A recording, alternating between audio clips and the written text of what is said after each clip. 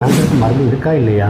ஏன் பெண்கள் அதிகமாக கேன்சரால் பாதிக்கப்படுறாங்க? கணக்கில் செலவு பண்ணியும் பேஷண்ட்டை தான் காப்பாற்ற முடியலையே. சரிங்க, இப்போ கேன்சர் வந்தால் என்ன தான் பண்ணுறதுங்க? இது முகேஷோட கதை. நான் முகேஷ் 1 வருஷம் குட்காச்சுன்னு இப்போ வாய் கேன்சருக்கு ஆபரேஷன் செய்ய போறாங்க. பேச்சு வராம கூட போகலாம். சோகம் என்னன்னா முகேஷை எங்களால காப்பாற்ற முடியல. அவருக்கு வயசு 24. புகையில, வெத்தலை, குட்கா, பான் மசாலா எல்லாமே.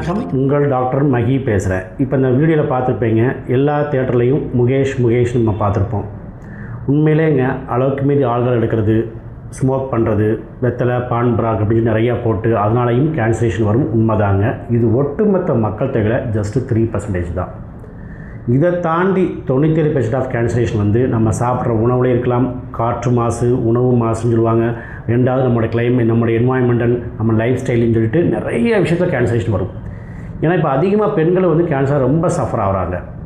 ஓகே, இப்போ கேன்சர் வந்துருச்சு, கேன்சருக்காக நிறைய அட்வான்ஸ் டெக்னாலஜி இருக்குது, நிறைய கீமோ பண்ணுறாங்க, ரேடியேஷன் பண்ணுறாங்க, லட்சக்கணக்கில் செலவு பண்ணுறாங்க. இருந்தும் அந்த பேஷண்ட்டை நம்மளால் காப்பாற்ற முடியலை. ஸோ இப்போ என்ன தான் பிரச்சனை அப்படிங்கும்போது, இந்த மாதிரி டயத்தில் வந்து நிறைய பேஷண்ட் வந்து கேன்சர் வந்துருச்சுன்னு சொல்லிட்டு பதட்டத்தில் என்ன பண்ணுன்னு தெரியாமல் கஷ்டப்படுறாங்க. ஒரு பதட்டத்தில் என்ன பண்ணுன்னு தெரியாமல் அவங்க லைஃபே வந்து வெறுக்கிற அளவுக்கு போயிடுறாங்க. ஸோ இந்த மாதிரி டயத்தில் முக்கியமாக நம்ம ஆயுஷில் நிறைய பேஷண்ட்டுக்கு வந்து இயற்கை மருத்துவத்தின் மூலமாக கேன்சரை வந்து குணப்படுத்திகிட்டு இருக்கிறோம்.